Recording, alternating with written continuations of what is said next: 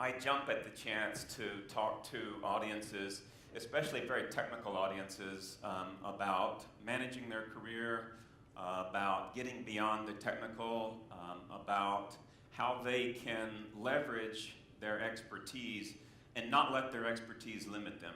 And so today I want to go on a journey that talks a little bit about that. And does the sound okay? Okay, very good. I am probably, I haven't talked to everybody here, probably the least technical person in the room today. So this presentation is not going to be about technical aspects, but it's going to be around the subject of AI and technical aspects and how individuals should and can leverage and manage themselves within this environment. So why should you be listening to me? What's my credibility and how am I an expert on this stuff? And we'll talk throughout the presentation, we'll go into some of those details. But let me give you a quick overview. I spent 20 years in a corporate career. I started off as an engineer and quickly began to learn my limitations as an engineer and learned that within the constraints of what I learned in my education, how far that was going to take me in my career and what I needed to do to go beyond that.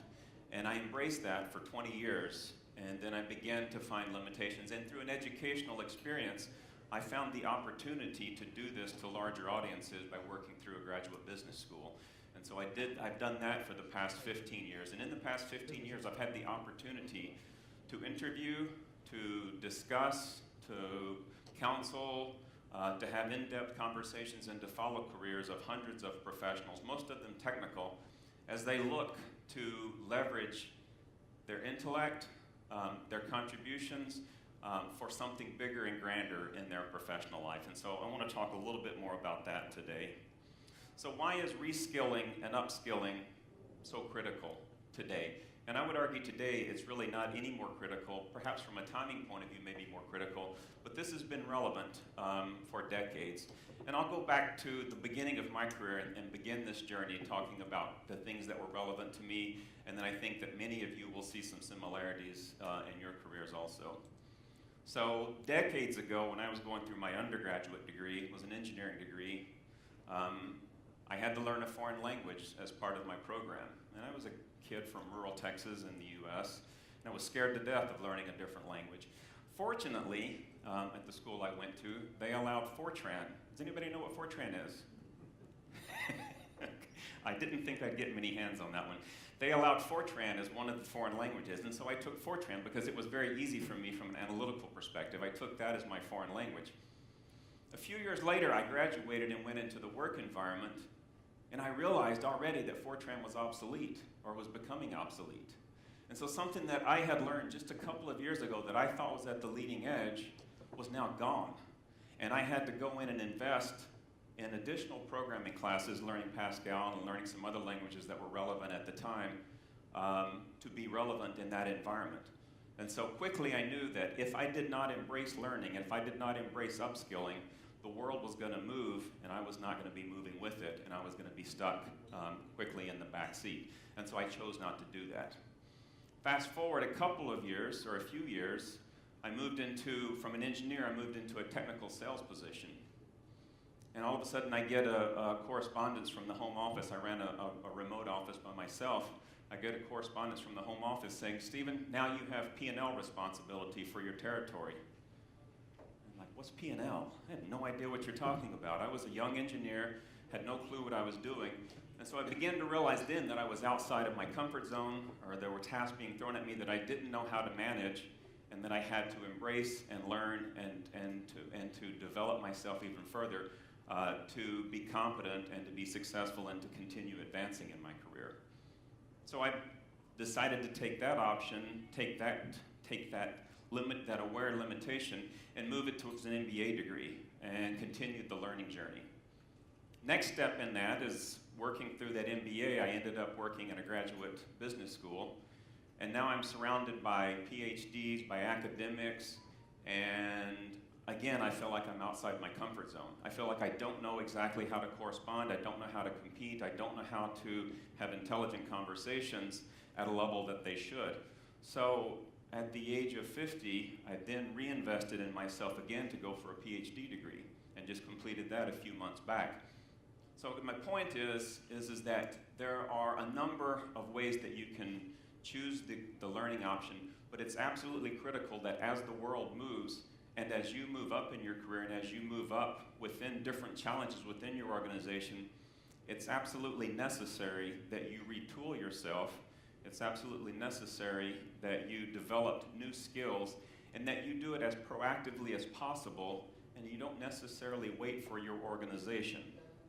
If you're running an organization and you're looking at your individuals within that organization, you identify those who have sought opportunities to learn, who are less resistant to change, and I expect most of you have done this, you identify them as your high potentials, and then you give them additional learning opportunities. And we'll talk a little bit more about that throughout our journey today. So how does this all relate back to AI and machine con and kind of the subject? Again, like I said, I'm not a technical person, but we'll go through this journey a little bit. Artificial intelligence, the report says 74% of executives see AI reshaping the industry, reshaping business. We're holding conferences, it's in the headlines, there's books, there's classes, there's programs. I truly believe this is a huge disrupting factor and has been for a little bit and will continue to be a huge disrupting factor. We now have the computing power, we have the technology, we're beginning to get the critical mass from a learning point of view. This is going to change the game. This is changing the game, this is changing business. And if there are differences now from a learning point of view and from is it different this time, I would argue that it is different, but it's only different from the speed at which it's happening. I had a very gentle learning cycle that took years. Now I think you're measuring it in months, maybe even smaller digit years, to where the world is changing, technology is changing, and if you're not adapting to that, then the world's going to pass you by. Between 2018 to 2022, organizations are looking at revenue increases of 34% with employment increases of 14%. So how many of you here would not take a guaranteed 140% return on your investment? Okay? This is something that organizations are seeing, and so to our previous presenter, there is money to be made, there's revenue to be generated, and it justifies the investment. Now, it's not just the 14% investment that comes from additional hiring, but there's additional investment required to that. But at 140% return on your investment, this is a very lucrative field and one that we should all be aware of, and by being in this room and by continuing to learn and by absorbing information and networking with your colleagues, you realize that. So what does that mean for us? Okay? With the growth that we're seeing, the projected 74% growth, there's going to be a lot of new skills required. Okay? There's going to be a lot of additional learning, a lot of additional capacities and capability. AI will replace many jobs, but just like many of the preceding technologies that were thought to obsolete and create limited employment opportunities, it's going to increase the number, but it's going to increase the number of jobs, but it's going to change the type of jobs, because we need people, which is what you are here doing, to teach the systems, to create the systems, to build the systems. So it becomes more of a knowledge management, and this is not new news to anybody in the room, but if you think back to the macro environment, the world is changing. It's changing from a content point of view, and so how you manage that from a learning point of view is what's going to make a difference in their success. Despite the fact that there is this growth in it, there has been little movement by organizations to upskill or to retrain people. And one of the questions that organizations go through is it a make versus buy approach? Do I take my existing employees and do I retrain them? Do I upskill them? Or do you as an individual go through your own educational experience, your own capacity building, and then present yourself to a new organization, and therefore they buy your skills? And increasingly, organizations tend to be going through a buy approach. And there's a couple of reasons for that as far as the reading that I have done. Change is difficult for people. I hire somebody to do this one job, and then now I'm asking them to do this other job because that's what my business demands. They may not want to do that. They didn't hire in to do that.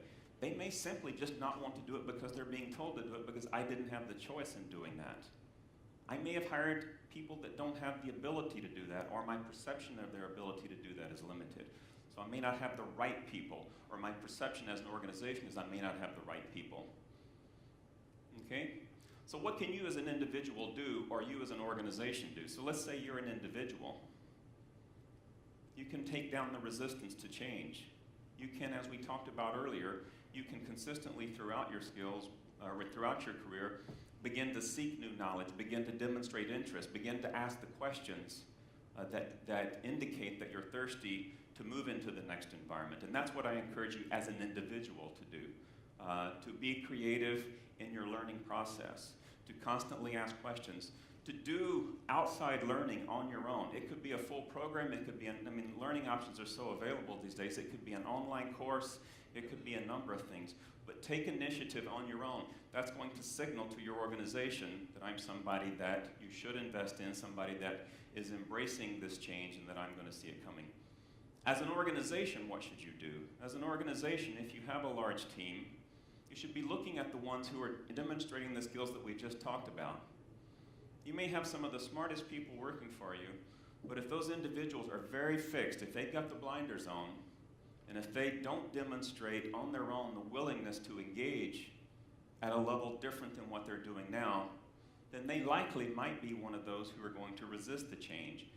And if you're fighting the battle of that resistance to change, then the next battle of actually learning new skills is even going to be more difficult. So as an organization, as a manager, as a leader, when you're identifying your high potentials, look for those individuals that have demonstrated the desire to learn, that have demonstrated the capacity to learn, that have invested in themselves either through degree programs, through online courses, through taking on stretch projects, through volunteering for types of work, and those are the ones that likely will be the ones that will embrace it.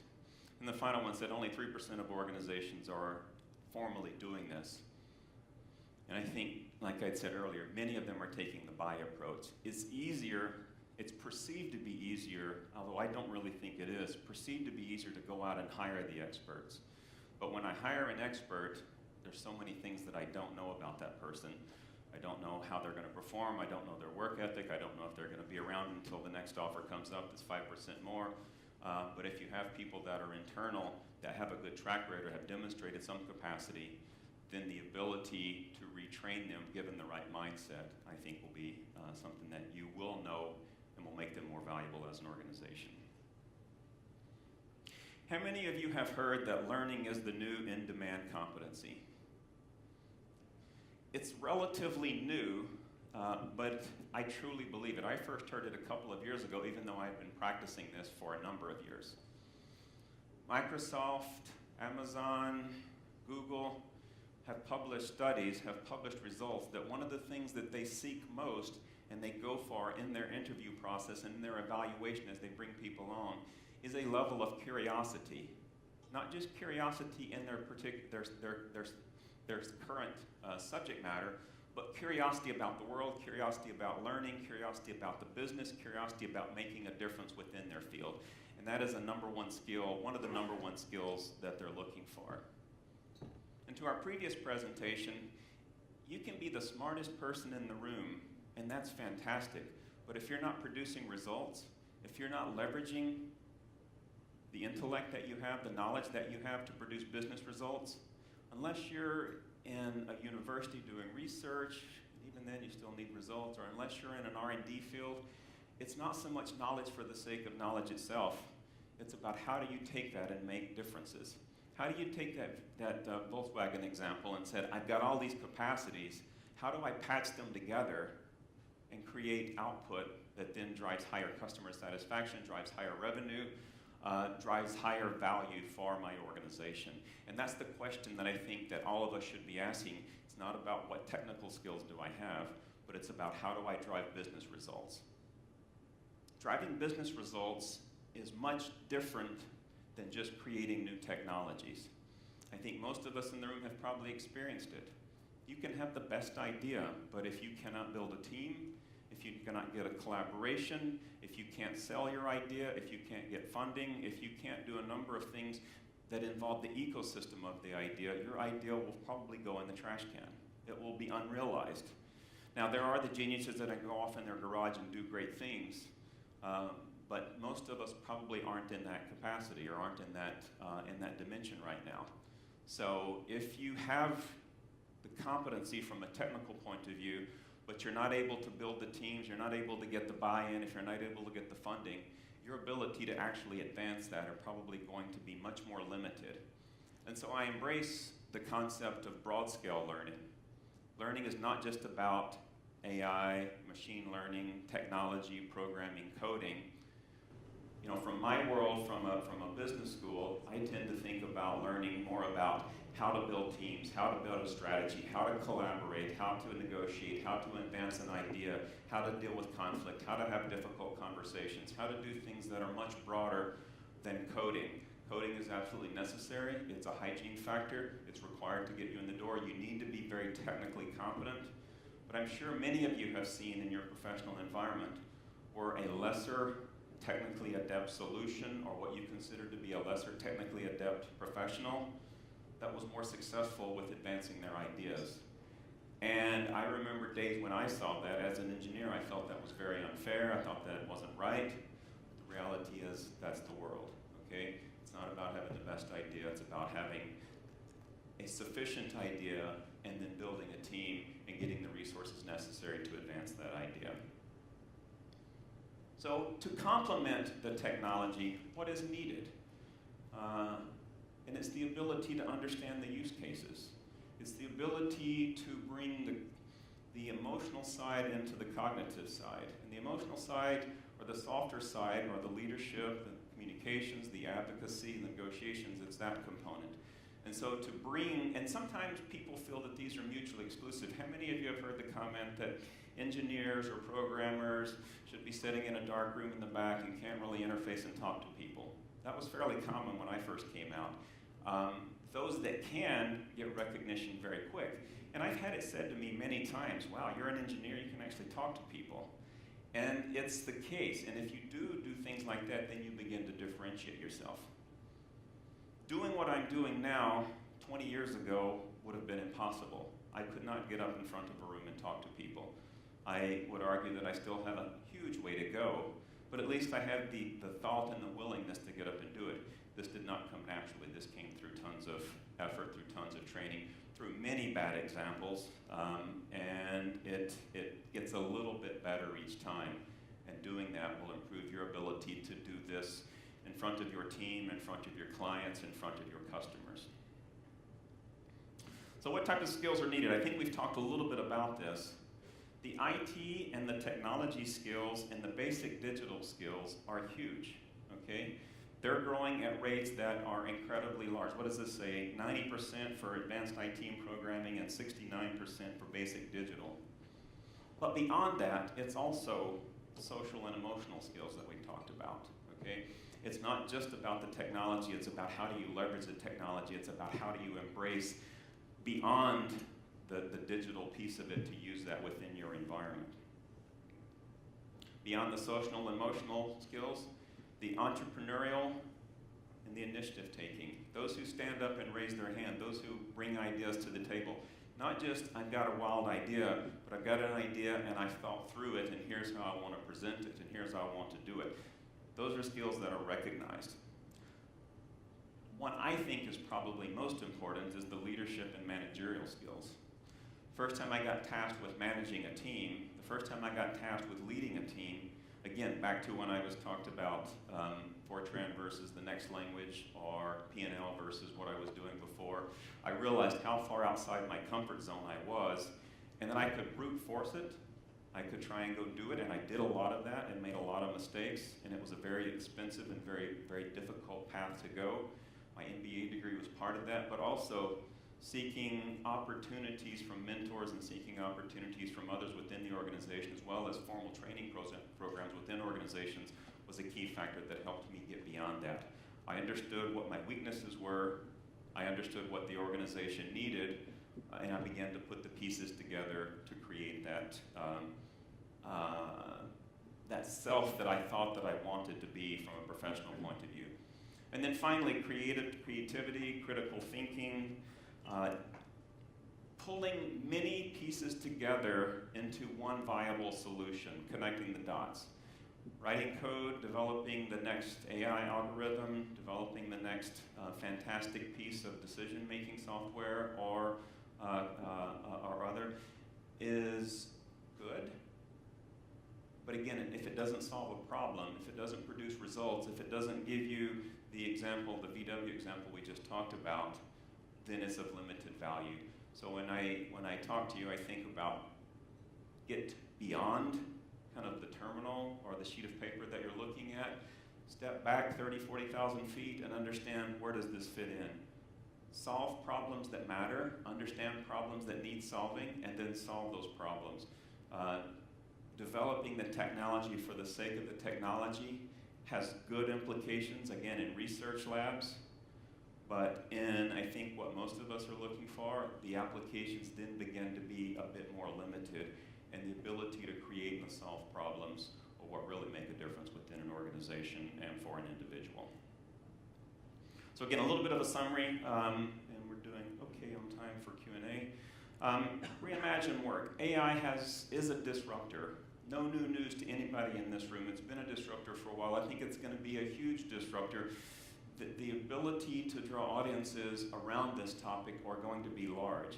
The winners in this are the ones who solve real problems, and the ones who solve real problems are the ones who have the ability to step beyond the pure technical aspect of it, understand the larger ecosystem, create an environment where they can advance a particular project because they do have the best idea, and then run with that going forward.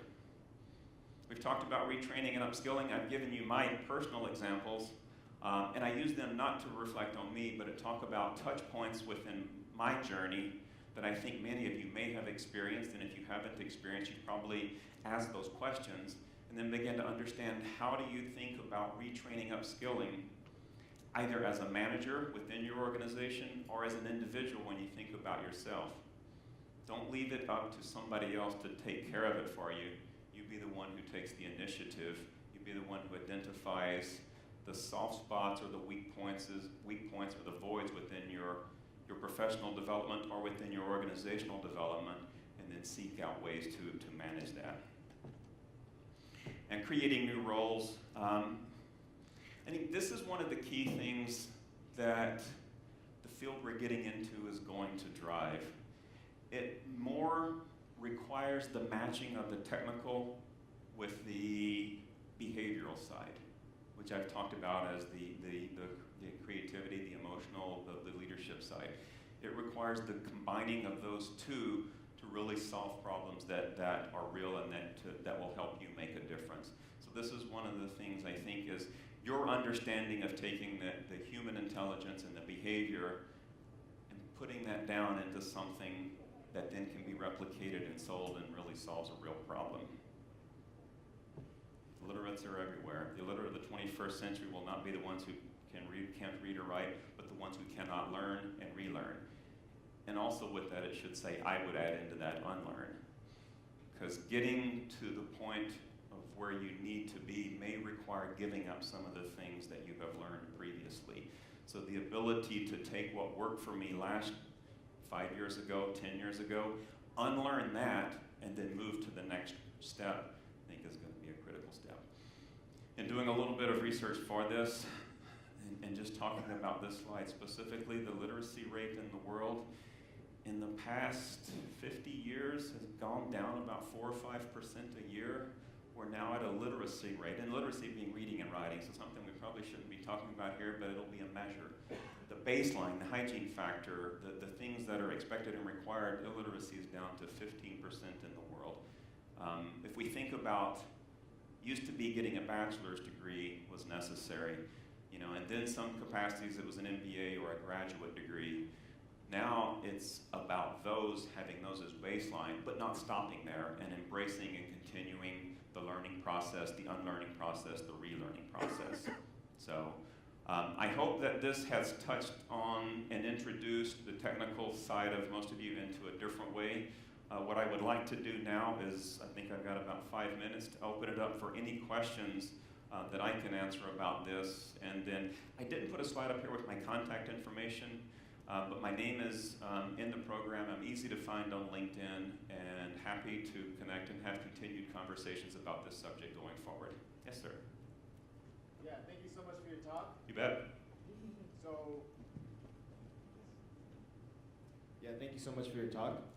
So one thing that I've seen in the US, as an example, is there's a threat of millions of people losing what they currently do for work, mostly through, if they're a driver, which is, truck driving is one of the most common job descriptions. Yep.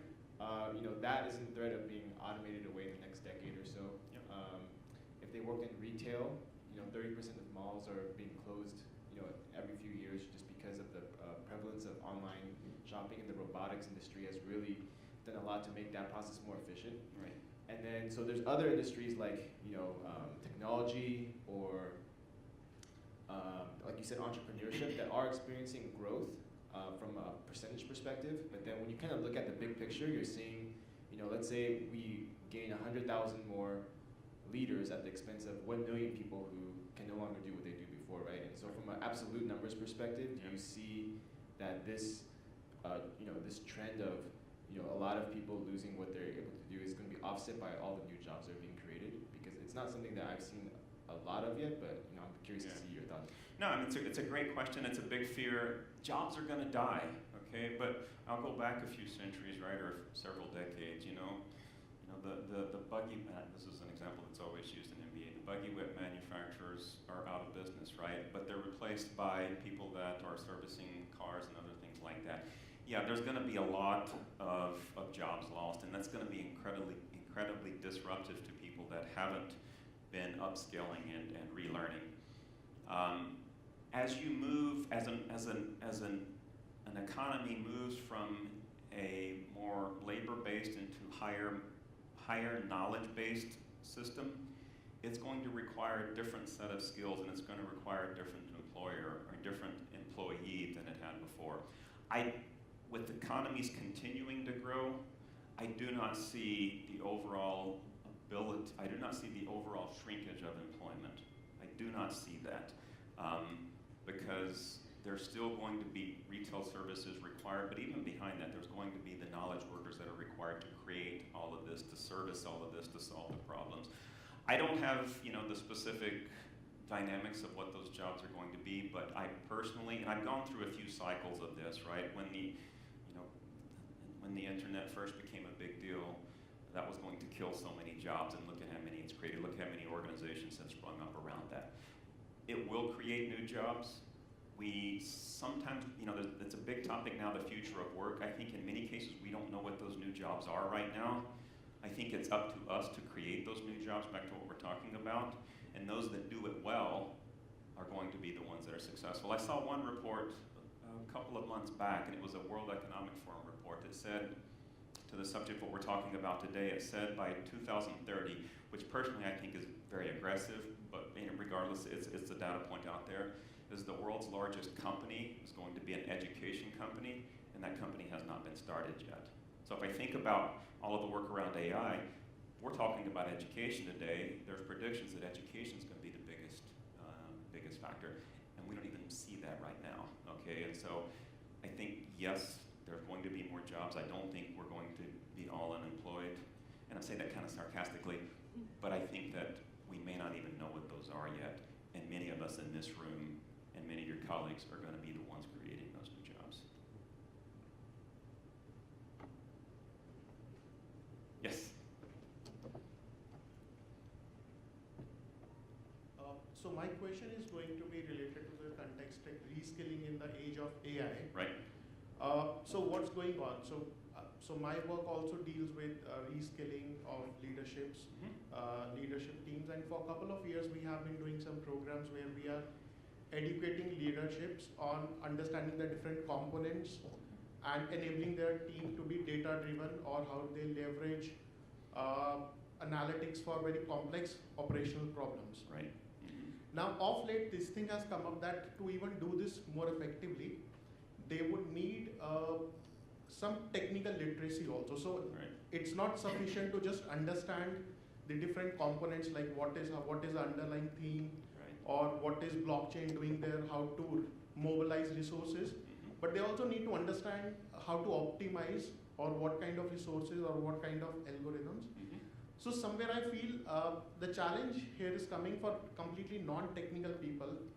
They are somewhere getting left behind because not just understanding the components, but understanding the technical aspects to certain depth is becoming necessary. So how do you see the reskilling for people who are feel little bit challenged with the technical programs? Yeah, no, that's a beautiful question. Thank you for bringing that subject up, because it's one that I, in my travels, I talk to a lot of senior managers, a lot of, C-level, leaders within organizations, and one of their biggest fears is this digital transformation, and I'll use that more broadly because it includes the things that we're talking about here, but much more.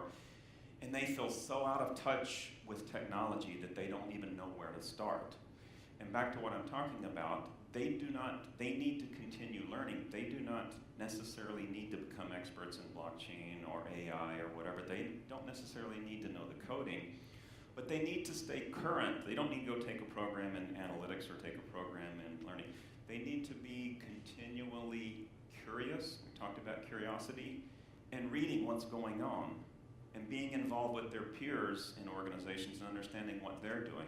But that level of curiosity and that level of understanding of what is happening needs to be at a conversation level for them, not at a technical depth, but at a conversation level for them, so that if their technical people are starting to say something, they can begin to at least ask enough questions to dig through kind of the facade that we all use to try and make our cases the best. I have talked to a number of managers, and it's one of their biggest fears. I see this coming, I don't know enough about it, how do I deal with it? And that's what we talk about when we're talking about, at least from ISB, talking about training and developing. We're developing specific programs for senior leaders about managing and leading in the digital transformation age, and it's not going to get into the ones and zeros of the programming, but it will have basic components of technology, basic components of how to investigate new technologies and how to stay current, and then how to evaluate as questions come up from their subordinates. It is an evolving field itself. It is not mature. Like I said earlier, I think one of the things that is different this time is the pace of change, and you get guys like me that have been around for decades. It makes our head spin that it's changing so fast, okay? But we've got to keep up at a level that allows us to ask peripherally sufficient questions to be relevant in that field. But I also see mistakes being made, okay? I see hires being made, I see delivery not being done, and I see that happening because that limited currentness of their knowledge and their ability to probe deep enough in the right areas. So one way to do it is to surround yourself internally to bring in external resources to help you, but you've hit it, really squarely on that the further you're up in an organization, typically you're older, you're more removed from technology, and it becomes more difficult to understand. There's no magic bullet, but staying curious, staying reading, staying active in your peer community, and digging and continually digging is necessary. It's not sufficient to say digital transformation or AI or whatever is necessary, go do it, and then expect it to happen. It's being appropriately interested and engaged to be able to drive it. So I don't have the perfect answer for it because it's a problem that many organizations are going through right now, and it's a lot of the leaders I talk to are facing that. Just to add a very one point to it, so you have added it in a very good manner. So recently we worked on one project with senior VPs. So we also defined the value that the outcome of 5 days would be that we will enable you to have that 15 minutes intelligent conversation with your clients. Yeah, I think we are still figuring out the perfect answer. One of the things that we've talked about, we've not done this, and I don't know the effectiveness of it, maybe we'll try it, is bringing in young guys and letting them partner in, or taking senior leaders and have them shadow young guys, young professionals that are technically engaged and understand what their world looks like, or having these younger, maybe middle technical people do briefings and do presentations and do trainings just so that the terminology and the knowledge is there, not trying to sell an idea, not trying to advance a cause, but just to present information so that they become more conversational in that. And so that's one that is being talked about, but we haven't tried yet. All right, guys. One more. Do we have time for one more? I'm not the boss here. Praveen from Course 5. Yes. Quick question. Yes. It's been studied that the attention span of human beings is reduced from several minutes to a few seconds. Yes. I just observed on your slide it says illiterate apostrophe S, which has a different meaning compared to illiterates. What is your take on that? I mean, would the education system have to dramatically change to, teach, educate, and coach people? Because I deal with a lot of millennials, and it's tough. It is absolutely going to have to change, and that's a great insight. And being working in the education industry for 15 years and not being an academic, the ability to scale and adapt education for broader audiences is something that I'm very interested in. And so I'm looking to, and how do you do that? And you look at, and I go out and sample a lot of online courses. I sit in different classes, and I look at old versus new. Attention span is it, entertainment is it, simulations, experiential. It is going to have to dramatically change. I'm sure you guys have heard this, the sage on the stage, sitting up and talking to the group and disseminating the information, gone. Those days are gone. It's still being practiced in a lot of areas, but those days of learning are gone. That field is evolving, and back to my point earlier about, one prediction is that by 2030, the largest company will be in education. Organizations will begin to solve that very puzzle, begin to solve that problem. And how they solve that problem, AI is a big part of that in many cases, but how they solve that, how they deal with shortened attention spans, how they deal with limited ability to absorb when I've got hundreds of pieces of information. I made a comment the other day, and it's something that I struggle to deal with. It's just the way that communication comes into me. I've got, my cell phone, I've got WhatsApp, I've got SMS, I've got LinkedIn messages, I've got email, I find it difficult to deal with that, okay? That information is coming at you so fast that how we crack that piece about how people learn and how you can scale that learning is going to be critical. And you're seeing, if you go and sample some of the online learning courses or programs, you will see some techniques that are being used. And I would suggest that it's still in its infancy. So you're jumping around, you're using graphics, you're using different camera angles. And I think that's a piece of it, but I think that's a way to start. But you're going to see that probably go away, and then I don't have the answer to what's next, but I'm searching for that because I want to be part of that company in 2030 that's the largest in the world. All right, I think they're making me get on.